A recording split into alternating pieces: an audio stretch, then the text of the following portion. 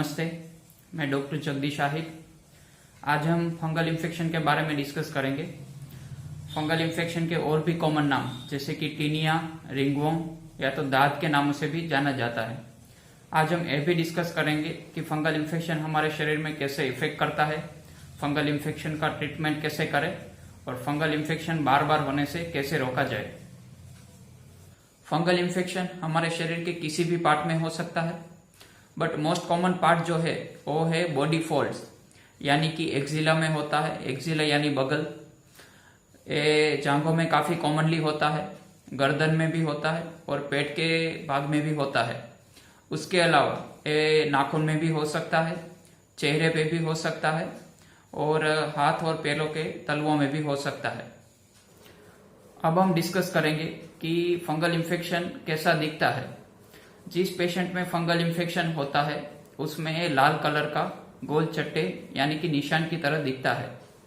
इसका जो सेंटर का पार्ट है वो स्किन कलर का ही होता है और उसका जो पेरिफेरी यानी कि बाहर का भाग है वो लाल कलर का और रिंग जैसा दिखता है, इसीलिए इसको रिंगवर्म भी कहते हैं।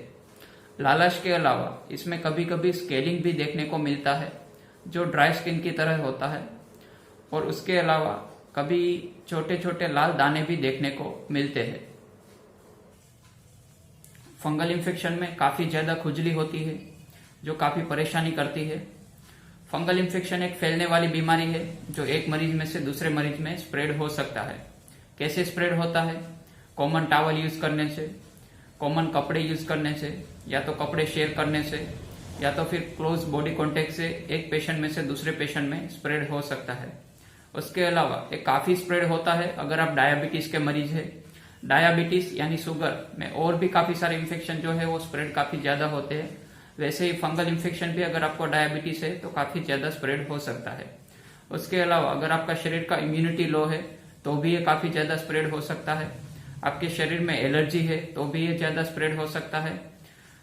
उसके अलावा अगर आप फंगल इन्फेक्शन के लिए स्टीरॉयड क्रीम, टेबलेट या तो इंजेक्शन का यूज करते हैं तो उसमें कम होने की बजाय काफी ज्यादा बढ़ सकता है। इसलिए कभी भी डॉक्टर के प्रिस्क्रिप्शन के बिना फंगल इन्फेक्शन का ट्रीटमेंट ना लें।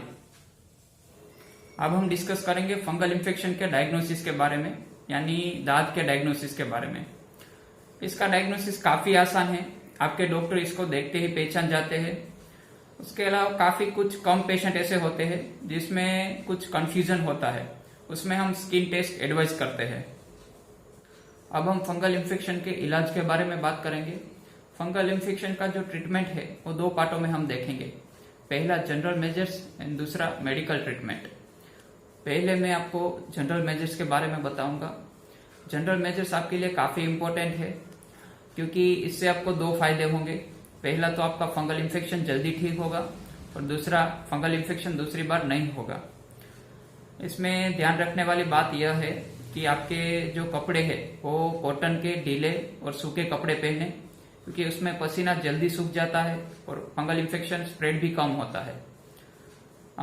टाइट कपड़े जैसे कि जीन्स वगैरह पहनने में अवॉइड करें क्योंकि उसमें स्किन मॉइस्ट यानी पसीना ज्यादा होता है, इसलिए फंगल इन्फेक्शन स्प्रेड ज्यादा कर सकता है।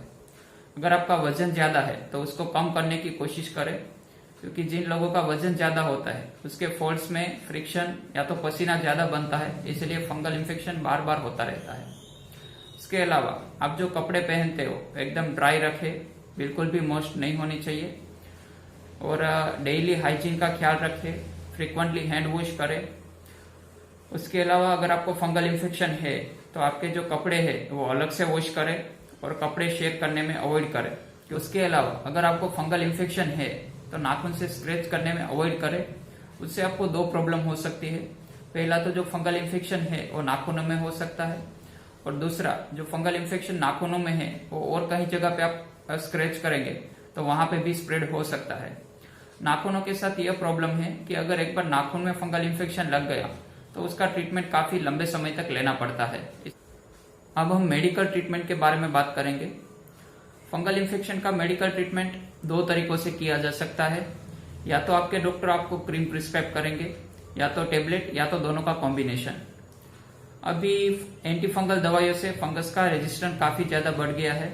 उसके अलावा अभी जो पेशेंट हमारे पास आते हैं या तो सेल्फ ट्रीटमेंट लेके आते या तो स्टीरॉयड क्रीम का यूज करके आते। इसलिए ज्यादातर पेशेंट में हमें कॉम्बिनेशन का ही यूज करना पड़ता है। अगर आपको फंगल इन्फेक्शन है तो आपके डॉक्टर आपको कई तरह की क्रीम प्रिस्क्राइब कर सकते हैं। उसमें इम्पोर्टेड क्रीम है terbinafine cream, oxiconazole cream, clotrimazole cream, ketoconazole cream and amorolfine cream. उसके अलावा भी कई तरह की क्रीम होती है। अगर हम टेबलेट की बात करें तो टेबलेट में इम्पोर्टेंट है itraconazole tablet, terbinafine tablet, griseofulvin and ketoconazole tablet. इसके अलावा हो सकता है कि आपका फंगल इन्फेक्शन का ट्रीटमेंट खत्म होने के बाद आपके डॉक्टर आपको एंटी फंगल पाउडर दे, वो आप कंटिन्यूसली यूज कर सकते हैं, जिससे आपको जहां पे भी फंगल इन्फेक्शन हुआ था वो एरिया ड्राई रख सके।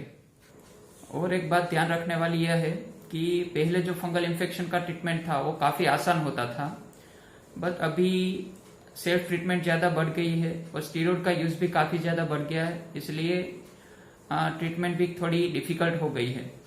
पहले जो सिंपल दवाइयाँ जैसे कि फ्लुकोनाजोल थी वो काफी ज्यादा इफेक्टिव थी फंगल इन्फेक्शन में, लेकिन अभी ये दवाइयाँ ज्यादातर फंगल इन्फेक्शन में इफेक्टिव नहीं है। फंगल इन्फेक्शन का ट्रीटमेंट आपके डॉक्टर आपको नॉर्मली 4 से 6 हफ्ते तक का प्रिस्क्राइब करते हैं।